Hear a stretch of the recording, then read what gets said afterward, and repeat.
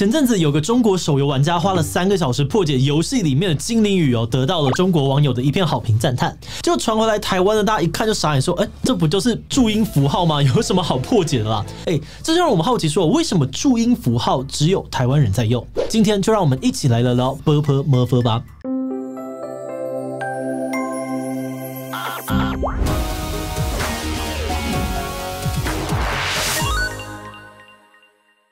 Hello， 大家好，我是志祺。你平常会用注音文吗？注音符号这个台湾小朋友都会的东西，除了可以拿来标注发音跟打字之外，还可以在网络上面装可爱撒娇啊，装中二屁孩引战啊，基本上已经是台湾人的必备技能了。但你知道吗？其实注音符号也是非常近代的发明，而且长期以来呢，也都是有人喜欢，有人不喜欢，甚至在2018年，台湾还出现过要废除注音符号，接轨国际用罗马拼音的呼吁。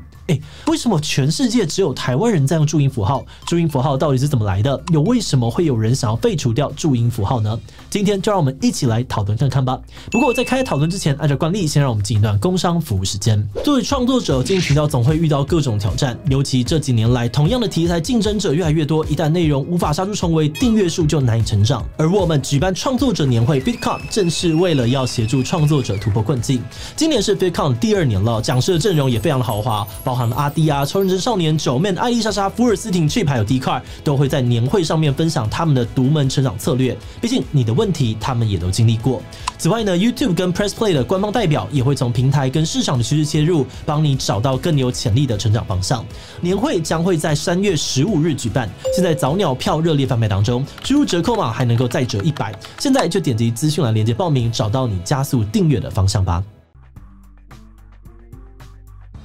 要回答注音符号是怎么来的这个问题我们首先要来认识一下古人是怎么标注读音的。现在我们可能很难想象，在没有录音设备的古代，要怎么样在书上面标注一个字怎么读，其实呢是一件非常困难的事。一个常见的做法呢是用文字去形容发音的长短、快慢，或是舌头该放在哪个位置，嘴巴要张多大等等。但这种被叫做僻框法的方式呢，实在太抽象了，所以又有所谓的读弱法跟直音法，也就是去找类似或者是相同发音的字。比如说呢，你不会读志祺的祺字，那书上呢就会标注说这个祺的读音呢就跟象棋的棋一样。而这个方法虽然看起来很直觉很简单但它还是有些问题的。像如果你连象棋的棋字也不会读，那要怎么办呢？这就会差个没完没了。所以后来呢，又开始出现一种更系统化的反切法。反切法主要是用2个汉字来帮生字注音，像是丢这个字呢，就是得纠切，采用得字的声母以及纠字的韵母跟声调来拼出丢这个字。而反切法呢，后来被广为流传甚至现在某些港澳地区的字典也还会用反切标注发音，甚至还有中文系的学生呢，会用古按切的那个呢，优雅的表达情绪。那既然有了反切法，后来为什么还需要注音符号呢？你可能想不到，答案是为了要救国。前面我们提到的那些方法虽然各自都有一些问题，但其实还算堪用了。因为古时候其实没有统一的汉语虽然他们有通行的官话，但官话也没有像我们现在这样子严格的固定每个发音。所以大家对于发音正确这件事情的要求也没有那么严格基本上只要能够听得懂就好。但是这个本来不成问题的事情，到了清末就忽然开始变得很重要起来。因为晚清中国内忧外患不断有许多的爱国知识分子呢纷纷提出检讨。那有些人认为中国的国力之所以那么的弱，其中一个问题就是因为没有统一国语，导致各地的沟通出现障碍，教育也不能够普及。所以他们认为，如果能够制定一个全国统一的语言文字，让全民都能读书受教育，那中国的国力就有机会变强了。但是要怎么统一国语呢？这就出现了很多不同的方案。当时其中一种方案叫做拉丁系，也就是主张呢要直接把汉字废掉，跟欧美一样用罗马字母去拼音写字。这听起来有点疯狂的做法其实当时声势浩大，支持者包含了像陈独秀蔡元培还有毛泽东等等的重要人物。但拉丁系的主张呢，等于是要重新发明一种新的文字跟语言，所以他们被批评完全切断了中华文化传统。因此又有另外一个假名系主张模仿日本假名的做法借用汉字的偏旁呢去创造出符号来帮汉字注音，这样就可以保留汉字的精髓，又能够满足统一国语的需求。当时假名系的这个代表人物章太炎呢，就参考了古文上面的篆体，创造出了36个纽文跟22个韵文。这个成果后来在1908年被发表，成为了注音符号的前身。1911年清朝灭亡，但是统一国语的运动没有停下。新建立的中华民国政府呢，在1913年，也就是民国2年的时候呢，召集了各省的代表跟语文学者，召开了读音统一会。在这个会议上面呢，他们用北京话结合了南北方言，用投票的方式定出了6500多个字的标准读音。用投票的方式定下国语发音，感觉超民主的，对吧？但问题就来了，这个投票出来的国语呢，根本是个大杂烩，要北京不北京，要方言不方言，根本没有人会讲。所以后来教育部又陆续开了很多次的会议，最后决议直接用北京腔为蓝本，然后呢，以章太炎的标音系统为蓝本进行调整，最后就定下了我们一直到今天都还在用的国语跟注音符号。1949年，注音符号跟着国民党政府撤退来到台湾，但同一时间建立的中华人民共和国又决定要发明自己的标音系统。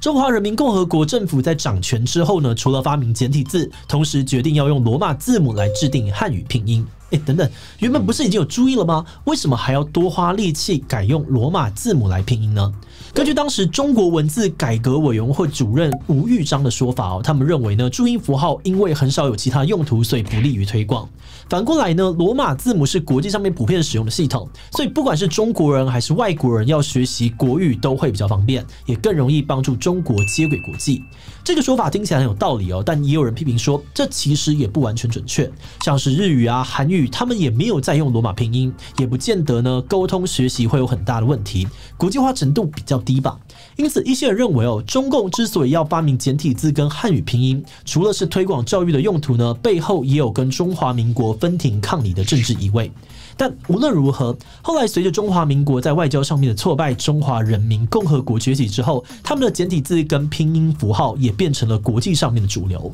像是现在大部分外媒翻译中文呢，也都会使用汉语拼音，而华语人口比较多的新加坡和马来西亚，也在1970年代放弃使用注音符号跟繁体字，在学校里改教汉语拼音。因此可以说，现在全世界只剩下台湾在用注音符号。那也因为这个样子，有些人就问说，为什么台湾不跟着世界的脚步改用罗马拼音呢？其实台湾确实是有在用罗马拼音的，不过罗马拼音并不是只有中国的汉语拼音一种，还有威土马拼音、注音第二式跟通用拼音等等不同的拼音方法。那早期台湾因为没有规定哦，地名的这个翻译呢，通常是依照各地的习惯去翻就好，有些甚至也不用汉语，直接用台语啊或者其他母语发音去翻。而到了2008年的时候呢，马英九政府为了要统一翻译，在官方的中文译音使用原则上面规定要用国际上面最多人使用的汉语拼音，当时呢也引起了一波担心被统战的讨论。不过因为这个译音使用原则并没有强制力哦，所以呢虽然还是有地方跟进用汉语拼音，可是像是台南啊、高雄等等县市还是继续使用原来的通用拼音去翻译。而除了地名翻译之外呢，在2018年的时候，民进党籍的立委叶宜津也曾经提出废除注音符号的政见。他认为注音符号没有什么路用，应该呢要先学好罗马拼音，才能够帮助孩子跟国际接轨。而这个政见当时也引起了蛮大的讨论。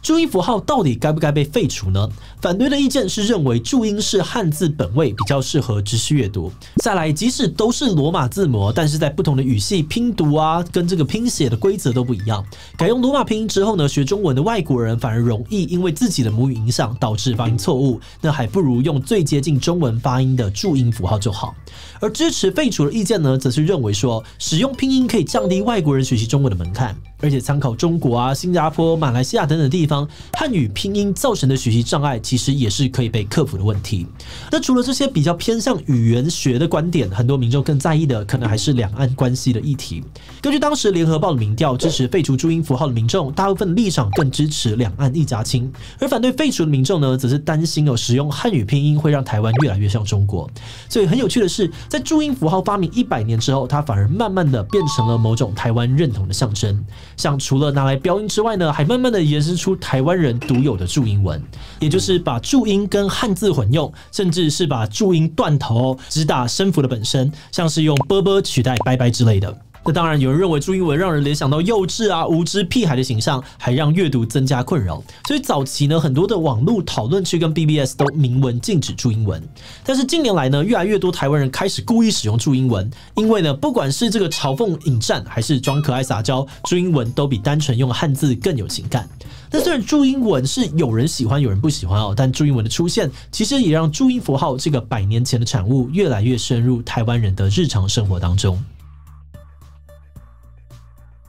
今天我们谈到的注音符号看起来是一个小朋友都会的东西，没有什么大不了的。但其实深入去研究就会发现，它背后其实牵扯到很多复杂的问题。我们看到很多学者呢都提到说，语言文字不存在着一种完美的标准，它就是一个约定俗成的东西而已。那要用拼音还是注音，甚至呢是要用简体还是繁体，很多时候也不单纯是因为哪个比较好用，而是看你想要认同哪一方。就像当初注音符号之所以能够打败拉丁系，部分的原因呢是它保留了中华文化的特质，能够帮助当时的人去抵抗西方文化的入侵。但是这种意涵呢，也是会随着时间不停变化的。当时提出注音符号的人们，大概没有想到注音符号现在会变成年轻人爱用的注英文，甚至形成一种台湾特色，去跟用拼音的中国做出区隔。所以呢，从语言文字的使用习惯改变，其实可以看到很多认同跟权力的拉扯。也是去看台罗啊、原住民，甚至是新住民的语言文字也是一样，背后都有很多值得思考的议题。不过今天因为时间的关系我们就只能够谈到一点点的皮毛。如果你有更专业的见解，也都很欢迎在留言区跟大家留言补充哦。那我们最后想要跟大家来问问，你喜欢用注英文吗？ A 喜欢我用注音呢，我最棒。B 偶尔会用觉得可以更精准的表达情绪，比方说呵呵就比呵呵更为嘲讽。C 不喜欢好打字很难吗？第其他留言告诉我们吧。最后，如果你喜欢今天的影片，欢迎分享出去，让更多人知道注音符号的故事。此外，也可以点击这个地方看看中国用语以及国文课的讨论。那么今天的这一期就到这边告一段落，就明晚再见喽。Hello， 大家好，我是张力，我是美食队芊芊，这是皮亚哥，我是志奇，我是徐波，我是吴子，有 Walkie Boys。哈密 Video Cat 网红馆发烧强片14天抢先看，恰恰，独家喜剧大片会员无限看。Look at me， 都烂人嘛！他们